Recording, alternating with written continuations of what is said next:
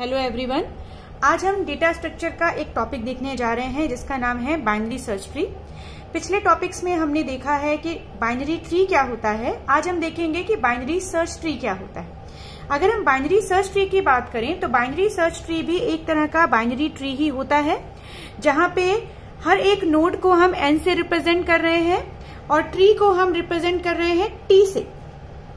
ठीक है, जहां पे कुछ प्रॉपर्टीज होती हैं जो बाइनरी ट्री अगर फॉलो करता है तो वो बन जाता है बाइनरी सर्च ट्री। सबसे पहली प्रॉपर्टी होती है कि the value at n is greater than every value in the left subtree of n। That means अगर आपके पास कोई भी ट्री है और उसमें जितने भी नोड्स हैं उसमें अगर हम लेफ्ट सब ट्री की बात करें तो लेफ्ट सब ट्री के सारे नोड n नोड से ग्रेटर होंगे। n मतलब जिस भी नोड को अगर आप रिप्रेजेंट कर रहे हो दैट इज नोड n, और उसका जो लेफ्ट सब ट्री है उसमें जो वैल्यूज होंगी वो छोटी होंगी n से। That means n is greater than every value in the left sub tree. अगर मैं आपको एक एग्जाम्पल के थ्रू समझाऊं, जैसे यहाँ पे मेरा एक एग्जाम्पल मैंने यहाँ आपके लिए बना के रखा हुआ है। ये एक ट्री है हमारे पास। अगर हम इस ट्री की बात करें, सबसे पहला नोड हमारे पास है 38। अगर आप 38 की बात करते हैं और ये बाइनरी सर्च ट्री है कहते हैं तो ये जरूरी है कि 38 का जो लेफ्ट सब ट्री है उसमें सारी वैल्यूज 38 से छोटी होनी चाहिए, यानी कि n should be greater than it's left sub tree. आप दो तरह से कह सकते हैं इसको, n बड़ा होगा लेफ्ट सब ट्री से या फिर लेफ्ट सब ट्री की हर एक वैल्यू छोटी होगी अपने पेरेंट नोड से। तो यहां अगर आप देख रहे हैं कि अगर आप 38 में जा रहे हैं, अगर इसका लेफ्ट सब ट्री है तो वैल्यू क्या है 14, दैट इज लेस देन 38। और यहीं अगर आप इस ट्री की बात कर रहे हैं तो इसका जो लेफ्ट सब ट्री है दैट इज 8 है, एक ही वैल्यू है, वो हमेशा 14 से छोटी होगी। और यहां अगर आप देख रहे हैं तो 56 है, इसके लेफ्ट सब ट्री में हमेशा छोटी वैल्यू आएगी, दैट इज 45। दूसरा हमारा रूल ये होता है, जैसे यहां हमने लेफ्ट सब ट्री के बारे में देखा, दूसरा रूल है राइट सब ट्री के बारे में। तो यहां चूंकि नोड जो है अपने लेफ्ट सब ट्री से बड़ा होगा और यहां नोड जो है अपने राइट सब ट्री से हमेशा छोटा होगा, यानी कि the value of n is less than the every value in the right sub tree. तो यहां अगर आप देखोगे कि 38 हमेशा अपने राइट सब ट्री से छोटा है और लेफ्ट सब ट्री से बड़ा है। ऐसे ही यहाँ पे 14 जो है लेफ्ट सब ट्री से बड़ा है बट राइट सब ट्री से इसकी वैल्यू छोटी होगी, यानी कि इसके राइट में हमेशा बड़ी वैल्यू आएगी और लेफ्ट में हमेशा छोटी वैल्यू आएगी। सेम ऐसे ही 23 है, इसके लेफ्ट में छोटी वैल्यू आएगी, राइट में अगर वैल्यू होती that should be greater than 23 but less than 38, because 38 इसका रूट है और आपकी इस साइड कोई भी वैल्यू हो बट वो हमेशा 38 से छोटी होनी चाहिए और इधर जो भी वैल्यू है वो 38 से बड़ी होनी चाहिए हमेशा। ठीक है, तो इसे 56 है, लेफ्ट में छोटी वैल्यू है 45 बट छोटी इतनी छोटी नहीं कि 38 उससे छोटा हो जाए, 38 उससे बड़ा हो जाए। ठीक है, और यहाँ पे वैल्यू हमेशा बड़ी होगी। वैसे यहाँ 82 के लेफ्ट में छोटी वैल्यू आएगी और राइट में हमेशा बड़ी वैल्यू आएगी। तो इस तरह से हम बाइनरी सर्च ट्री को डिफाइन कर सकते हैं कि एक ऐसा ट्री जिसमें हर एक नोड अपने लेफ्ट सब ट्री से बड़ा होगा और राइट सब ट्री से छोटा होगा। नेक्स्ट हम देखते हैं यहाँ पे searching and insertion in a binary search tree. Binary search tree में हम सर्चिंग परफॉर्म करेंगे एंड इंसर्शन परफॉर्म करेंगे। इसके लिए हम प्रोसेस देखते हैं कि क्या प्रोसेस होगी अगर आप सर्चिंग या इंसर्शन को परफॉर्म करेंगे। सबसे पहले हम देखते हैं सर्चिंग कैसे करेंगे। सर्चिंग सिंपल है, बहुत डिफरेंट नहीं है। अगर सपोज आपको फाइंड आउट करना है 18 को, अगर आपको 18 को फाइंड आउट करना है तो सबसे पहले आप कहाँ रहेंगे, ऑब्वियसली रूट में रहेंगे, that is 38। That means the item we want to find is 18 और हम कहाँ हैं, अभी 38 पे हैं। तो हम ये चेक करेंगे कि जो भी हमारा नोड है दैट इज n, जहां पे भी आप रिसेंटली हैं, क्या वो आइटम से बड़ा है। अगर वो आइटम से बड़ा है तो आप कहाँ जाएंगे, उस नोड के लेफ्ट सब ट्री की तरफ मूव करेंगे, और अगर तो कहाँ जाएंगे आप, लेफ्ट सब ट्री की तरफ जाएंगे। बट अगर आपका जो n है, जो जिस भी नोड पे आप हैं, वो छोटा है आइटम से, तो आप कहाँ जाएंगे, राइट सब ट्री की तरफ मूव करेंगे। या इसे आप कह सकते हैं कि अगर आपका आइटम अगर छोटा है तो आप लेफ्ट में जाइए, अगर आइटम आपका बड़ा है तो आप राइट पे जाइए। हमारा आइटम है 18 और 18 जो है वो 38 से छोटा है, हमें पता है, तो हम कहाँ जाएंगे? ऑब्वियसली छोटे एलिमेंट कहाँ मिलेंगे? लेफ्ट में मिलेंगे। तो हम यहाँ पे सर्च करते हुए लेफ्ट सब ट्री पे चले जाएंगे। अब यहाँ पे हमें मिला 14, क्या वो हमारे आइटम से इक्वल हो रहा है? नहीं, आइटम से इक्वल नहीं हो रहा है। तो क्या आइटम से बड़ा है या छोटा? तो वो आइटम से बड़ा है। बड़ा है तो ऑब्वियसली हम इसके राइट साइड की तरफ मूव करेंगे। फिर हम आएंगे 23 में। 23 क्या आइटम है? नहीं, आइटम नहीं है।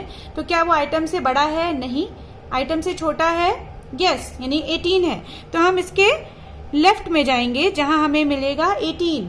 That means we reach to the element. तो इस तरह से आप एलिमेंट में क्या कर सकते हैं? किसी भी एलिमेंट को सर्च कर सकते हैं। और ये जो आपको मिला, दिस इज कॉल्ड पाथ। इस पाथ को फॉलो करते हुए आप किसी भी एलिमेंट तक पहुंच सकते हैं। नेक्स्ट हम देखते हैं, अगर आपको इंसर्ट करना है किसी एलिमेंट को तो आप इंसर्ट कैसे करेंगे। सपोज आपके पास एक लिस्ट दी हुई है, जैसे लिस्ट मैंने यहाँ पे लिखी है, दैट इज 40, 60, 50, 33, 55 एंड 11। अब हमको इसे बाइनरी सर्च ट्री के रूल्स को फॉलो करते हुए एक ट्री जनरेट करनी है। तो ये रूल्स को फॉलो करते हुए हम ट्री कैसे जनरेट करेंगे? सबसे पहले ऑब्वियसली हम स्टार्ट कहां से करेंगे? 40 से ही स्टार्ट करेंगे। तो जब आप 40 से स्टार्ट करोगे तो आपके पास सबसे पहला नोड क्या आएगा? 40। उसके बाद आपके पास आया है 60। 60 कहां जाएगा? चूंकि वो बड़ा है तो 60 कहां जाएगा? राइट साइड पे जाएगा। तो हमने राइट साइड पे क्या बना दिया? 60। देन हमारे पास है 50। तो 50 जो है वो 60 के लेफ्ट में जाएगा या राइट में? वो 60 के लेफ्ट में जाएगा क्योंकि 50 जो है वो छोटा है 60 के। अब हम चलते हैं 33 में। तो 33 तो ऑब्वियसली वो 40 से छोटा है, तो इसीलिए वो कहां जाएगा? 33 इसके लेफ्ट साइड पे चला जाएगा। उसके बाद है 55। तो 55 को अगर आप देखते हो तो 55 कहां जाएगा? 55 60 के राइट पे नहीं आ सकता है क्योंकि वो 60 से छोटा है।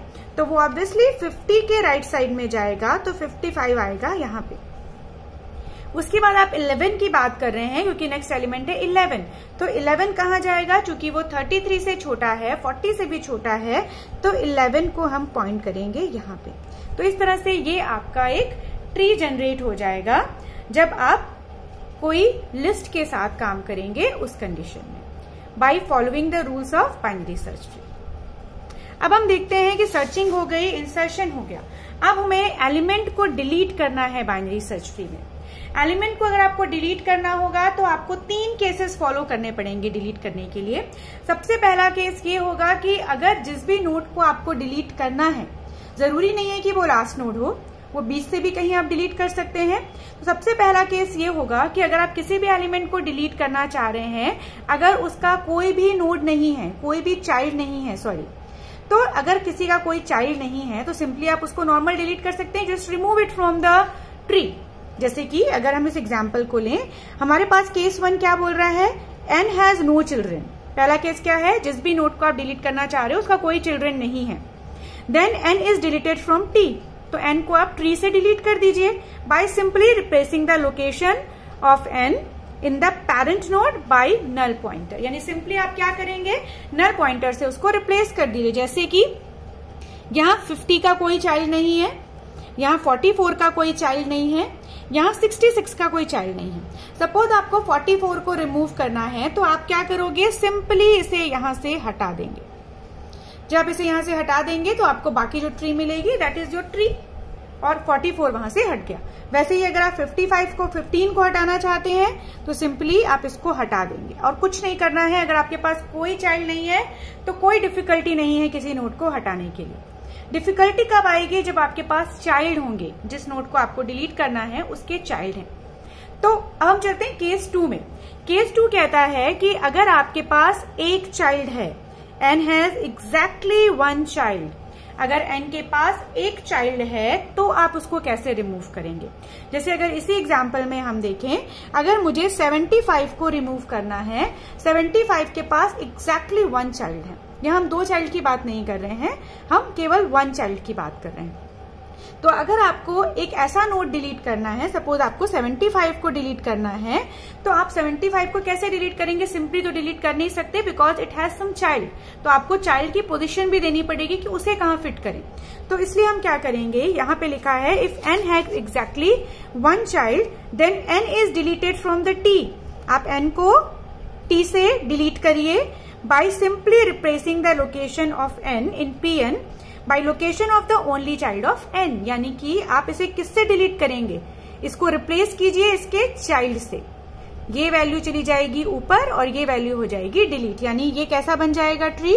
ये हो जाएगा 60। लेफ्ट सब ट्री तो सिंपली वैसा ही रहेगा जैसा है, 50, 33 एंड 44।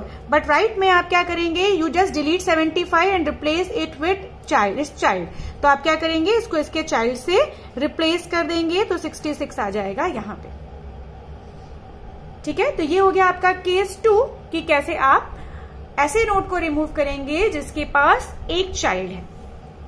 ये हो गया सेकेंड केस। अब थर्ड केस ये बोलता है अगर आपके पास 2 चाइल्ड हैं, इफ n हैज 2 चिल्ड्रेन, यानी n के पास कितने चिल्ड्रन हैं? 2 चिल्ड्रन हैं, then let Sn denote the inorder successor of L। हम क्या करेंगे? उसका inorder successor find out करेंगे। यानी कि सपोज अगर मैं यहां पे बोलूं आपको 25 को डिलीट करना है, तो 25 के पास 2 चाइल्ड हैं, ठीक है, और उसके भी अंदर उसके भी चाइल्ड बने हुए हैं। तो यहां पे आप क्या करेंगे? सबसे पहले इसका एक इन ऑर्डर सक्सेसर निकालते हैं। इन ऑर्डर सक्सेसर किसे बोलेंगे?